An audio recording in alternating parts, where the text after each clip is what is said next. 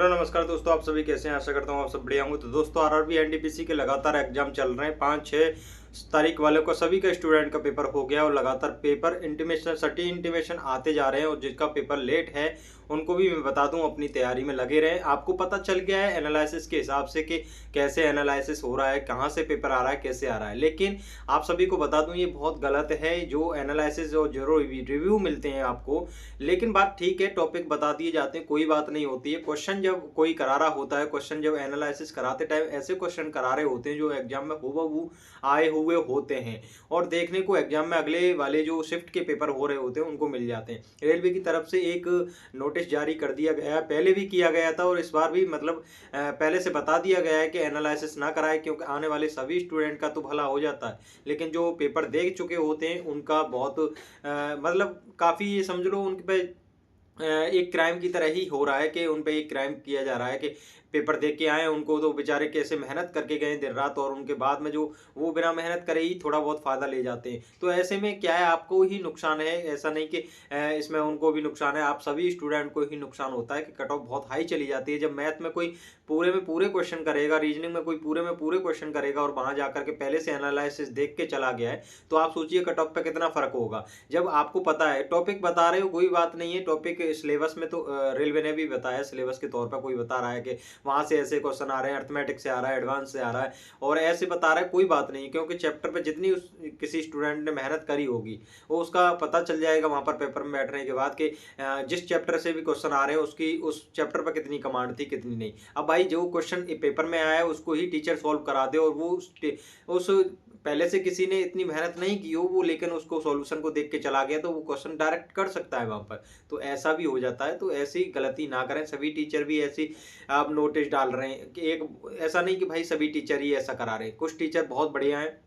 क्योंकि जो उनको पता है कि भाई ये अन्याय की तरह ही है, किसी स्टूडेंट पे एक अन्याय हो रहा है और जो कट ऑफ आई जा रही है इसी वजह से चली जाती है। क्योंकि टीसीएस का एक पैटर्न है जो फॉलो करती है, टीसीएस हमेशा ही पहले से फॉलो करती आई है, पेपर को हूबहू ही बना देती है वो। कभी तो अभी आरआरबी जेई के अंदर हुआ था, पहली शिफ्ट का पेपर हुआ था, वो उसी में चिपका के दूसरी शिफ्ट में दे दिया था, तो इस वजह से कैंसिल हो गया था, क्योंकि उससे पहले एनालिसिस करा दिया गया था, पेपर के बारे में बता दिया गया था, तो इससे काफ़ी नुकसान हो रहा था। तो ऐसा ही आप ना करें, पेपर कैंसिल हो फिर भर्तियाँ आगे मतलब डेट बढ़ती रहे और रिजल्ट लेट हो, तो ये सब गलती ना करें। सभी स्टूडेंट से मैं तो कहूँगा, हाँ आ रहे हैं आप बाहर निकल के आ रहे हैं, तो ऐसा नहीं कि आप किसी टीचर के फैन है तो वहाँ पर जाकर के क्वेश्चन बता रहे हैं या कुछ भी बता रहे हैं, इसमें आप अपना भी नुकसान कर रहे हैं। आप सोचिए, आप किसी को क्वेश्चन जाकर के बता रहे हैं हो और कैसा आ रहा है पेपर, तो आप अपने सोचिए कि आपको क्या फायदा मिला। आप तो नुकसान में जा रहे हैं ना। आप जो क्वेश्चन नहीं कर पाए वो अगली शिफ्ट वाला उस क्वेश्चन को कर लेगा, तो ये आपको समझनी होगी। जो भी स्टूडेंट एग्जाम से बाहर निकलते हैं कहीं भी ऐसा कुछ ना बताएं, ठीक है।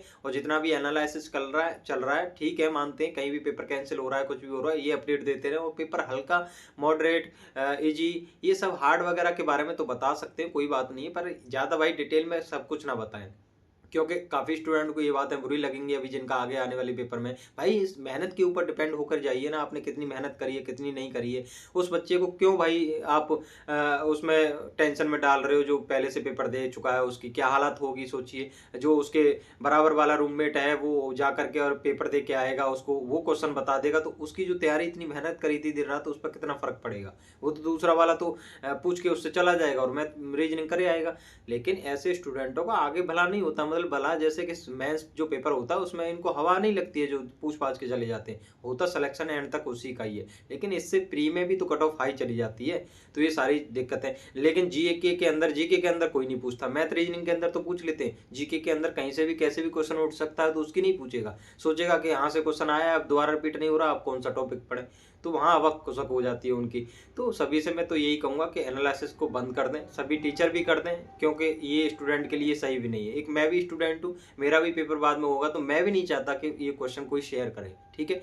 सभी मेहनत के ऊपर जाना चाहिए, मेहनत के भरोसे जाना चाहिए। आपने कितनी मेहनत करी है भाई, ये तो है सिलेबस से तो बाहर नहीं आ रहा, प्रॉफिट एंड लॉस है, इससे तो क्वेश्चन बाहर नहीं बनेगा। आरआरसीआई ऐसा ही आ रही है, जिसकी कैलकुलेशन तेज होगी वो क्वेश्चन कर लेगा, जिसने अच्छे से पढ़ा होगा वो कर ही लेगा, तो इसमें क्वेश्चन बताने की क्या ज़रूरत है।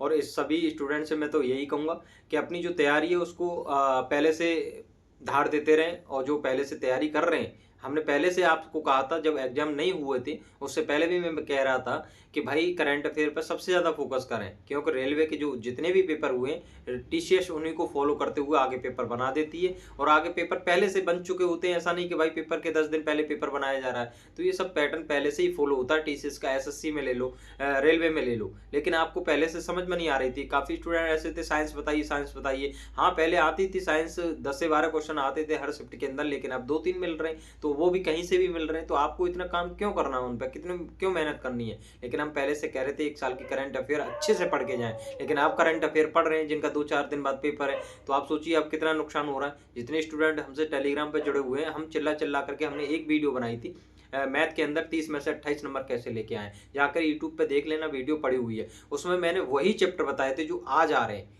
अब बहुत से स्टूडेंट तो ऐसे कह देते हैं आप जो बताते हैं वही आता है, तो मजाक उड़ा रहे होते हैं। लेकिन जो एग्जाम दे के आ रहे हैं उनसे पूछ लीजिए कि अर्थमेटिक के जितने चैप्टर बताए थे, मैंने 7-8 चैप्टर बताए थे, उस पर वीडियो पढ़िए और जाकर देख लीजिए। आज उन्हीं से ही पेपर आ रहा है। एक भी क्वेश्चन उससे मतलब बाहर नहीं आ रहा है। जैसे एडवांस के 1-2 क्वेश्चन आ जाते हैं, मीडियम मोड वाले 1-2 क्वेश्चन सिंपल आ रहे हैं। मेंसुरेशन में चिल्ला चिल्ला करके कह रहा था, फॉर्मूले टेलीग्राम पर पढ़ें, जाके ज्वाइन करके उसको रट रट के चले जाइए, वहाँ से क्वेश्चन मिलेगा। टाइम एंड स्पीड से मिलेगा, पाइप एंड टंकी से मिलेगा, सारी चीज़ें पहले से बता रखी थी। लेकिन आपको वो करना ही नहीं है, मैराथन देखनी है, फालतू की वीडियो देखनी है। अभी भी जो स्टूडेंटों का पेपर लेट है वो भी सैम्पल पेपर में लगे हुए हैं, एक्सपेक्टेड क्वेश्चन में लगे हुए हैं, लगातार मैराथनों में लगे हुए हैं कि यहाँ से फंस जाए, यहाँ से फंस जाए। भाई यार सोचिए, आप जितना टाइम वहाँ दे रहे हैं, एक 7-8 टॉपिक से रेलवे पेपर बना रहा है, 7-8 टॉपिक को आप आराम से करोगे तो 3 दिन में आराम से रिवीजन कर लोगे।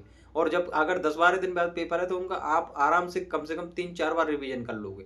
क्वेश्चन के हर टाइप को देख लोगे, वही क्वेश्चन आपको वहाँ मिलेंगे, तो आप पहले से कर जाएं। मैथ रीजनिंग इतना हार्ड नहीं आ रहा, कैलकुलेटिव आ रहा है, सिंपल है पेपर। CI SI और प्रॉफिट लॉस के क्वेश्चन थोड़ा हार्ड बन जाते हैं, मतलब ऐसे कि कैलकुलेटिव बन जाते हैं।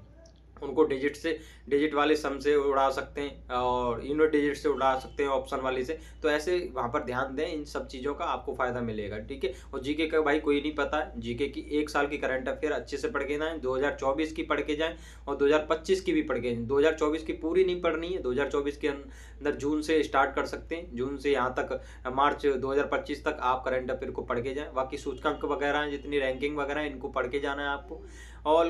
और भी मतलब देखो, जो वन लाइनर दे रखा है स्पीडी के अंदर, आप उसको ही पढ़ जाओ, वो काफ़ी है, ठीक है। उसमें जो इंपॉर्टेंट क्वेश्चन होते हैं वो दे दिए होते हैं, आप अलग से नहीं पढ़ पा रहे हैं, तो सूचकांक सभी को नहीं रट पा रहे हैं, उसमें इंपॉर्टेंट क्वेश्चन दिए रहते हैं। 2-3 बार रिवीजन कर जाइए, आपको वहाँ पे 10-12 क्वेश्चन आ रहे हैं, तो आपको 7-8 क्वेश्चन तो कर ही लोगे। बस इतना ही करना है, 4-5 उधर से कर लो, 15-20 क्वेश्चन हो जाए आपके जीके के अंदर, काफ़ी है।